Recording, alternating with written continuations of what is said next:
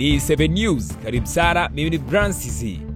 Waziri Mkuu wa Canada Mark Carney alitangaza Jumapili jioni kuwa mazungumzo ya biashara kati ya Canada na Marekani yameanza tena baada ya Canada kuondoa mpango wake wa kutoza kodi makampuni ya teknolojia ya Marekani.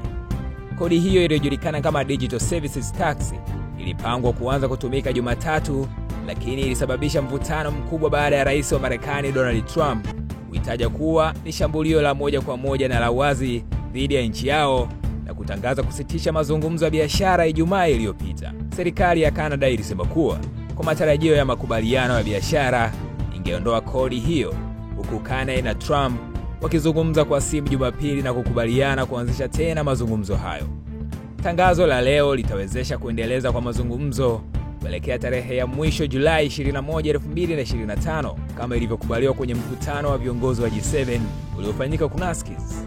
Carney alisema katika taarifa yake, viongozi hao wawili walikutana Mei katika ikulu ya White House na tena mwezi huu kwenye mkutano wa G7 huko Alberta, Canada, ambako walikubaliana kutoa muda wa siku 30 kufanikisha mazungumzo ya kibiashara. Kodi hiyo ilikuwa imelenga makampuni ya kidijitali ya ndani na ya kigeni yanayotoa huduma mitandaoni kwa watumiaji nchini Canada, ikiwa ni pamoja na makampuni makubwa kutoka Marekani. Kwa taarifa nyingi zaidi zinazogonga vichwa vya habari duniani, endelea kufuatilia 7 Media kupitia 7 News.